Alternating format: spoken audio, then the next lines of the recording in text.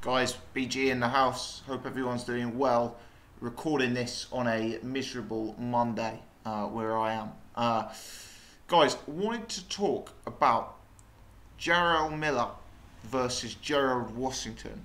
Jarrell Miller is a guy who I think it's fair to say has generated quite a lot of interest amongst the hardcore boxing community, in particular heavyweight fans.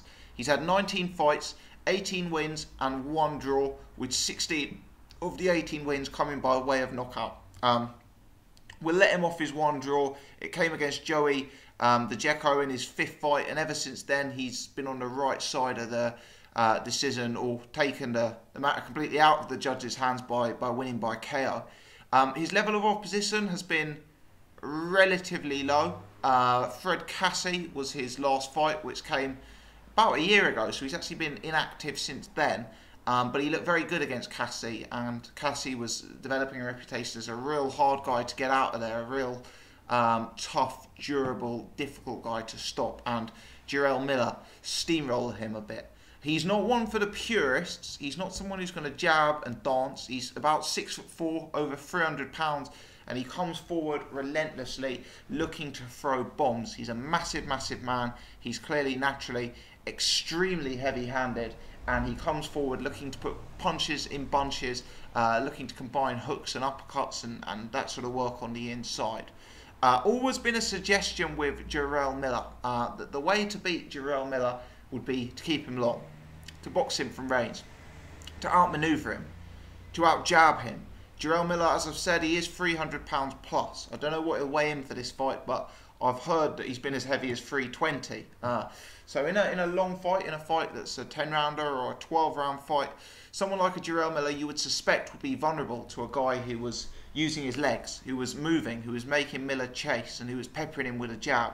You suspect that that would create severe questions around the conditioning of Jarrell Miller. And it'll be interesting to see how that holds up in this fight against Gerald Washington, because this really is a clash of styles here. Gerald Washington, probably a guy who is most known for his recent loss in his last fight to Deontay Wilder. Prior to that, he had some respectable form. He got a unanimous decision against Eddie Chambers, a draw with Amir Mansour, and 1 or 2 other fringe level names on his resume as well. But I guess Gerald Washington is a tall guy. I don't know if he's 6'6", something like that. And he's a guy who likes to jab, likes to box, likes to move. He's actually quite slick when you look at him from the outside. He does things fairly stylishly and fairly well. He caused Deontay Wilder, for my money, real problems in the early part of their fight, just by the way he was using range and distance and really making it hard for Deontay Wilder to find a home for his work. You suspect in this fight Gerald Washington may be the more accomplished technician and purist boxer out of the 2 of these guys. But Gerald Washington, you could argue, has a bit of a fatal flaw, which is that he's known as a guy who is not someone you would necessarily trust under pressure. And even though he was looking very, very good against Deontay Wilder, when Deontay Wilder came forward and put punches on him and started to land some of his work, Washington was out of there very, very quickly. In the Amir Mansour fight, a lot of people felt in that fight that he really got very lucky with a draw, and kind of felt that he almost allowed Amir Mansour to win that fight because Mansour wanted it more out of the 2 of them, even though Mansour was an old guy coming towards the end of his career. So, I think that is a key question mark coming into this fight.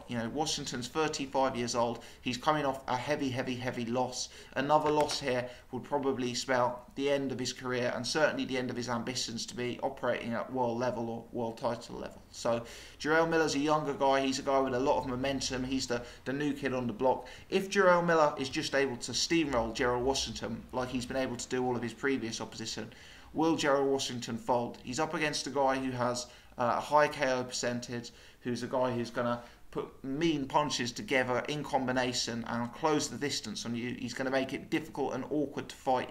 And it's going to be very, very tough for Gerald Washington. So how much does Gerald Washington want this? Will he be the kind of guy who may fold when Jarrell Miller is able to stick it on him? Or will he be someone who can really use his boxing advantages in this fight. Will this be the occasion we see Jarrell Miller's potential lack of fundamentals, his potential lack of fitness, his lack of jab, the fact that he's possibly oversized? Will that be exposed by a guy who can be a bit slick and can be a bit slippery and cause Deontay Wilder problems for several rounds in a world heavyweight title fight due to his technique? I think that's a key question, and I think it's an open question going into this. I did a bit of a poll on my Twitter to see what public opinion was. Interestingly, 62% of people think Miller is going to win this fight by KO.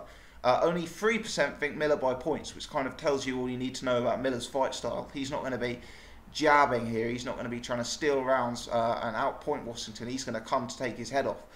Washington, 8% think Washington will win by KO. I presume they think that Gerald will take Jarrell Miller late into the fight and potentially Miller's stamina will give out, because Washington isn't known as a massive puncher, and Miller's given no signs of lacking in durability in his career to date. And a good 27% of people think Washington wins on points, and presumably are saying that he will have a slight edge in boxing here. So interesting. Out of 100%, obviously 65 are going Miller, 35 are going Washington. I'm going to agree with the majority here. I think Miller is going to win this fight by KO.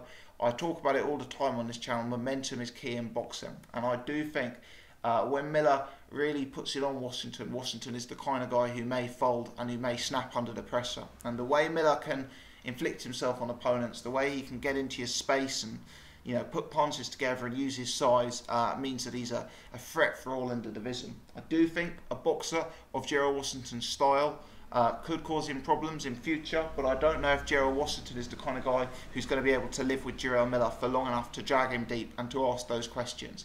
Let me know your thoughts, people. Do drop a comment in the section below. Who do you think is going to win this fight? How impressed have you been by both guys in their career to date? And where does the winner go? For me, winner is a definite top 15 heavyweight and possibly even someone you'd consider putting into the top 10.